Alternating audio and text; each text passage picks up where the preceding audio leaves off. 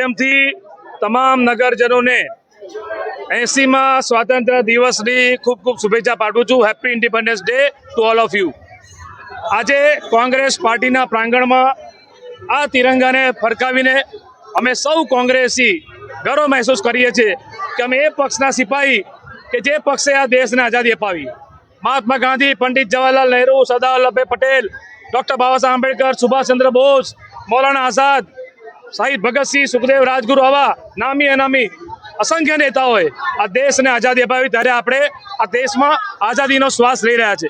પરંતુ દુઃખની વાત એવી છે કે આજે 79 વર્ષ પૂરા થયા ત્યારે આ દેશના નાગરિકોને એવું લાગે છે કે આપણે ગુલામી બાજુ જઈ રહ્યા છીએ. બીજી આઝાદીની લડાઈ લડી રહ્યા હોય એવું લાગી રહ્યું છે. કારણ કે અંગ્રેજો તો આવ્યા હતા, વેપારના નામે લૂંટીને જતા રહ્યા. આ દેશમાં ટાંકણી નથી બનતી, સોય નથી બનતી. પંડિત જવાહરલાલ નહેરુ પ્રધાનમંત્રી બન્યા, એમને આ દેશને IIT, IIM, ISRO, એમ્સ, મોટા મોટા બાંધ, ડેમ આ બધું આપ્યું જે આજે પણ છે. પણ સત્તામાં બેઠેલા લોકો 12 વર્ષથી સત્તામાં છે, એમને શું આપ્યું? તો એમને આ દેશના પબ્લિક સેક્ટરને વેચી કાઢ્યા, પ્રાઇવેટ કરી દીધા. એમને લોકશાહીને બંધારણ પર હુમલો કર્યો. ત્યારે આ દેશમાં અમારા નેતા રાહુલ ગાંધી, અમારા પક્ષના રાષ્ટ્રીય પ્રમુખ ખડગે સાહેબ, ગુજરાત પ્રદેશ કોંગ્રેસના પ્રમુખ અમિતભાઈ ચાવડા સાહેબની આગેવાનીમાં અમે આ બીજી આઝાદીની લડાઈ લડી રહ્યા છે. કારણ કે અત્યારે જે સત્તામાં બેઠા છે એ અંગ્રેજો કરતાં વધારે તાનાશાહ અને ક્રૂર લોકો છે. આવું નાગરિકો પણ જ્યારે અનુભવી રહ્યા હોય ત્યારે અમે આ તિરંગા નીચે સંકલ્પિતો છે કે આ બીજી આઝાદીની લડાઈ લડીશું. અને જે સત્ય અને અહિંસાના વિરોધી અને જે લોકો અત્યારે અન્યાય કરી રહ્યા છે, બંધારણનું અપમાન કરી રહ્યા છે, એવા લોકોની સામે અમે લડતા રહીશું. 15 ઓગસ્ટની આઝાદી કોણે આપી? એક મુવમેન્ટ, એક ગાંધી ચલાતા અને આ દેશની અંદર બધાને ભેગા કર્યા. એની અંદર બધા જોડાયા, ચાહે સરદાર વલ્લભભાઈ પટેલ હોય, લાલ બહાદુર શાસ્ત્રી હોય, મૌલાના આઝાદ હોય, બધા જોડાયા.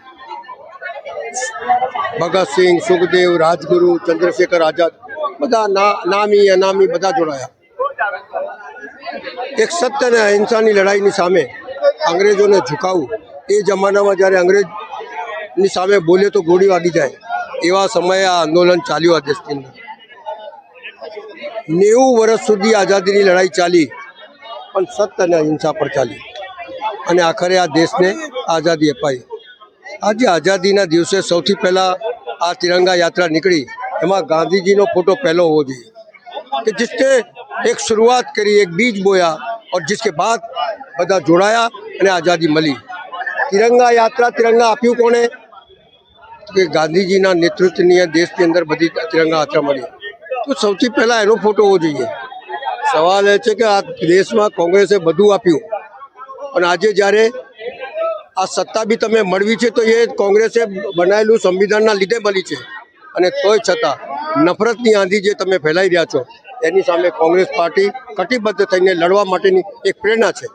અને એ પ્રેરણા કોંગ્રેસ પાર્ટીના બધા કાર્યકર્તામાં જાગે અને મજબૂતાઈથી આ દેશને ફરીથી આઝાદ કરાવે એવી મારી ભાવના છે. સૌપ્રથમ સૌને સ્વતંત્ર દિવસની ખૂબ ખૂબ શુભેચ્છા. આ 80મા વર્ષમાં આપણે પ્રવેશ કરી રહ્યા છે, તો આપ સૌ ખૂબ આગળ વધો, સ્વતંત્ર રહો, આઝાદ રહો, એવી જ મારી શુભકામનાઓ.